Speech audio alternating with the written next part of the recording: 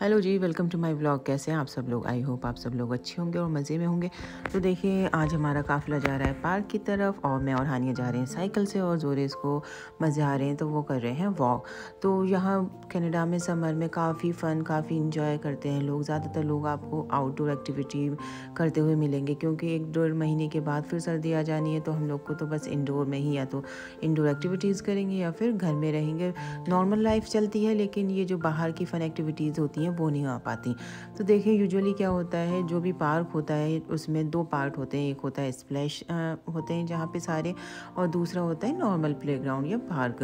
तो यहाँ पे स्प्लैश पार्क है, तो इस स्प्लैश पार्क में फाउंटेन्स भी हैं, स्प्रे भी हैं और स्प्रिंकलर भी हैं, और इसमें ठंडा पानी भी आता है और गर्म पानी भी आता है। तो यहाँ पे बच्चे बहुत इंजॉय कर लेते हैं। और ये सारे स्प्लैश पार्क या स्प्रे पार्क जो होते हैं ये फ्री ऑफ कॉस्ट होते हैं, तो इसलिए बच्चों के लिए ये बहुत ज़्यादा फ़न ज़ोन हो जाता है इस टाइम पे कि बच्चे आते हैं यहाँ पे इंजॉय करते हैं।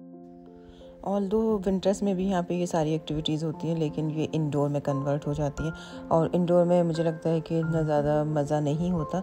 तो खैर चलें, ये था स्प्लैश पार्क। अब हम चलते हैं पार्क की दूसरी साइड जहाँ पे और भी बहुत ज़्यादा चीज़ें हैं बच्चों के लिए।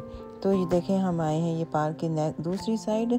यहाँ पूरा प्लेग्राउंड है, यहाँ पे स्लाइड्स हैं, स्विंग्स हैं और मंकी बार्स काफ़ी। तो यहाँ पे काफ़ी सारी चीज़ें हैं बच्चों के लिए, काफ़ी ऑप्शंस अवेलेबल हैं।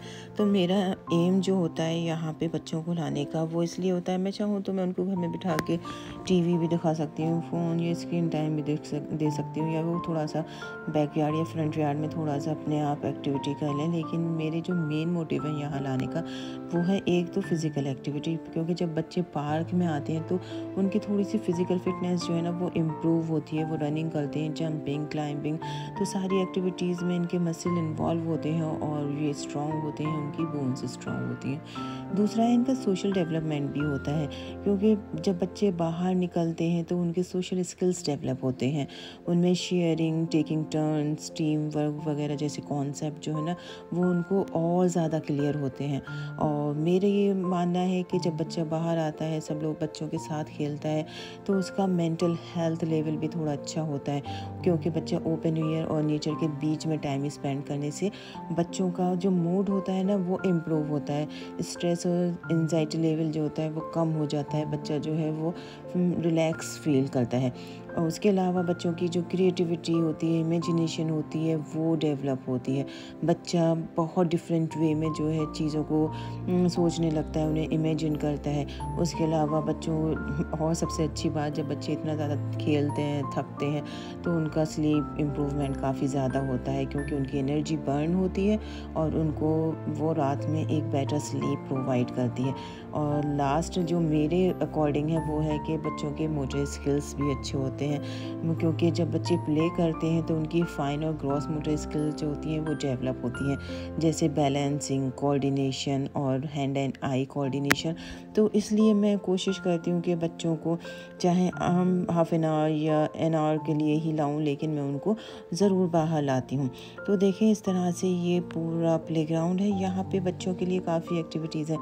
छोटे बच्चों के लिए छोटी स्लाइड है, उससे बड़े बच्चों के लिए और बड़ी, और फिर उससे भी ज़्यादा बड़े हैं तो उनसे भी बड़ी स्लाइड्स हैं।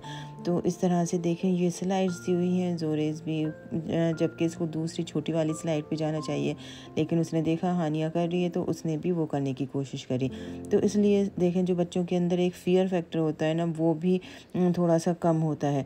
और यहाँ पे देखें, यहाँ पे जो आप ये देख रहे हैं पूरी जो रोड, या इसको जो कहेंगे ये जो पैसेज है, ये पूरा इधर की साइड तो सीमेंटेड है, लेकिन जहाँ मेन पार्क है वहाँ पे ये ब्लैक आई थिंक कोल टार है, और यहाँ पे ये थोड़े थोड़े वुडन पीसेस पड़े हैं ताकि बच्चों को ज़्यादा चोट ना लगे।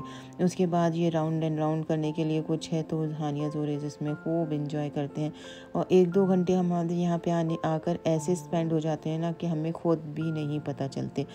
तो इस तरह से बच्चों को बाहर लाना, बच्चों के साथ इंजॉय करना, अक्सर होता ये है कि बच्चे जब बाहर आते हैं तो या बच्चे खेलते रहते हैं, या मैं वॉक कर लेती हूँ, या बच्चे जैसे दूसरे बच्चों के साथ कभी इंगेज नहीं हो पाती, तो मुझे उनके साथ प्ले करना पड़ता है, उनको बताना पड़ता है कैसे क्या करना है। लेकिन अब अल्हम्दुलिल्लाह दोनों ऐसे हो गए हैं, या तो दोनों आपस में खेलते रहते हैं या फिर दूसरा कोई भी इनको बच्चा मिल जाता है तो उसके साथ ये कोऑर्डिनेट कर देते हैं। तो इस तरह से देखें ये पूरा पार्क का सेटअप है। और यहाँ पे पूरी ये कंक्रीट नहीं है, ये छोटी छोटी वुडन पीसेस हैं। ये यहाँ पे डाले हैं ताकि जब बच्चा स्लाइड करे या मंकी बार करे, अगर वो गिरता है तो उसे किसी तरह की चोट ना लगे, वो किसी तरह से हर्ट ना हो। और यहाँ पे छोटे बच्चों के लिए, एकदम टॉडलर के लिए ये सफारी एक कार बनी हुई है। इसमें प्रॉपर मतलब पीछे आप देखें, पीछे भी 4 सीट बनी हुई थी, आगे पूरा यहाँ पे स्टीयरिंग, डबल स्टीयरिंग है। बच्चे आए खूब एंजॉय करें।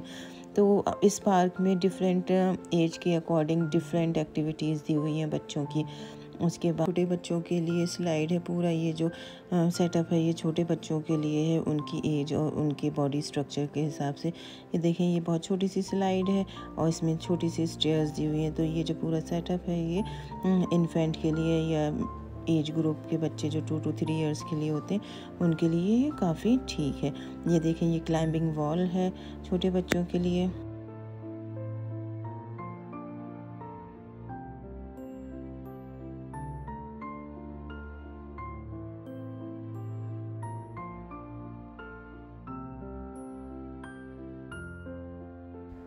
और हम आ गए हैं बड़े बच्चों वाले सेटअप की तरफ, जहाँ पे बड़े बच्चों के लिए चीज़ें हैं। तो देखें यहाँ पे इस तरह से ये क्लाइंबिंग के लिए है, इससे बच्चों की फ़िज़िकल एक्टिविटी बढ़ती है, बच्चों के अंदर नए नए स्किल्स डेवलप होते हैं। और उसके बाद देखें यहाँ पे बच्चों को मतलब समझ में नहीं आ रहा कि क्या करें क्या नहीं करें। हानिया तो सुपर एक्साइटेड है, उसको ये मंकी बार करने में बहुत मज़ा आता है। तो देखें वो मुझे आज भी याद है कि जब हम आज से 2 साल पहले हानिया को पार्क लेके जाते थे और वो 3 साल के करीब की थी, 3 साढ़े 3 साल की, तो वो इतना इंजॉय नहीं करती थी। उसको ये मंकी बार करने में बहुत डर लगता था और उसको मेरी या हस्बैंड की हेल्प लेनी पड़ती थी। लेकिन अब देखें अल्हम्दुलिल्लाह जैसे जैसे बच्चे ग्रो होते जाते हैं उनके अंदर जो है वो स्किल डेवलप होते हैं, उनके अंदर जो हेजिटेशन होती है वो चली जाती है। तो इस तरह से बच्चों को बहुत सारी चीज़ें सीखने का मौका मिलता है।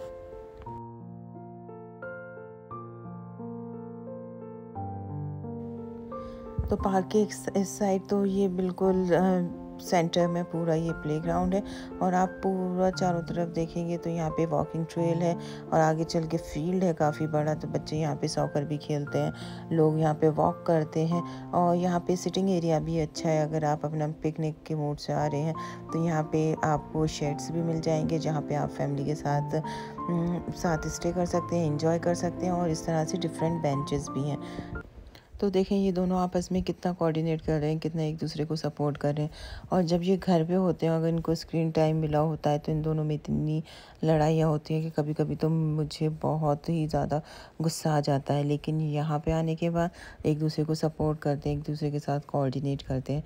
और देखें ये आगे हानिया की फेवरेट एक्टिविटी, यहाँ पे इस तरह से इसको पकड़ना होता है और फिर ये इस पे क्लाइंब करके आपको ऐसे राउंड एंड राउंड जो है वो स्विंग करना होता है। तो पहले यहाँ पे बेंच थी तो हानिया उससे इजीली चढ़ जाती थी इस पे, लेकिन अब वो बेंच हट गई है।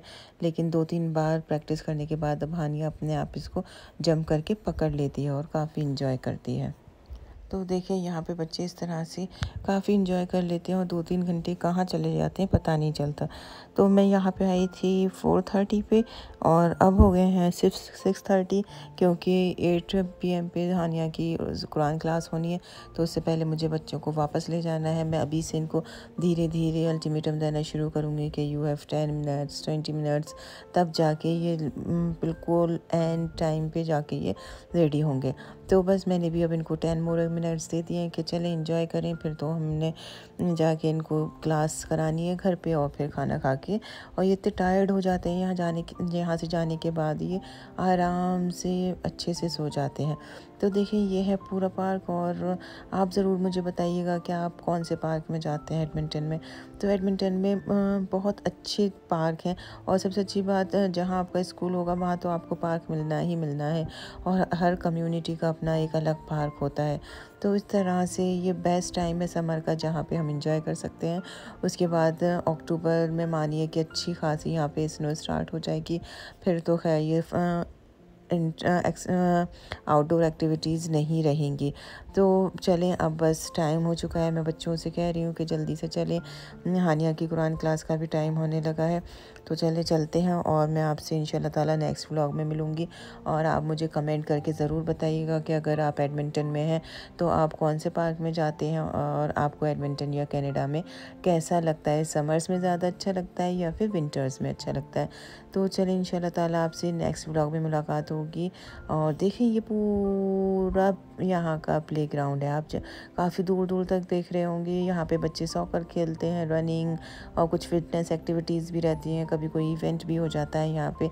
और देखें, जब हम रास्ते में वापस आ रहे थे तो यहाँ पे क्योंकि एप्पल ट्री, स्ट्रॉबेरी ट्रीज़ बहुत ज़्यादा होते हैं, तो 2-3 ट्री जो कि बिल्कुल रोड पे लगे हैं, वहाँ पे इतने अच्छे अच्छे एप्पल्स और चेरीज़ आ रहे थे। क्योंकि चेरीज़ तो हमारे घर में खुद हो रहे हैं, तो इसलिए मुझे चेरी में ज़्यादा इंटरेस्ट नहीं आया। तो हम लोग ने आते टाइम थोड़े से छोटे छोटे से एप्पल्स थे, वो पिक कर लिए। वो मैं आपको दिखाती हूँ घर पहुँचकर। तो ये देखें, हम आ गए घर पे और ये वाले हमने एप्पल वहाँ से पिक किए रास्ते से। कितने फ्रेश, और उनका कलर कितना प्यारा लग रहा है। चलें, थैंक यू सो मच आप मेरा व्लॉग देखने के लिए। Please like, share and subscribe, और उसका कमेंट करके ज़रूर बताइएगा कि आप एडमिंटन के कौन से पार्क में जाते हैं और आपको यहाँ पे समर्स में कैसा लगता है। बाय।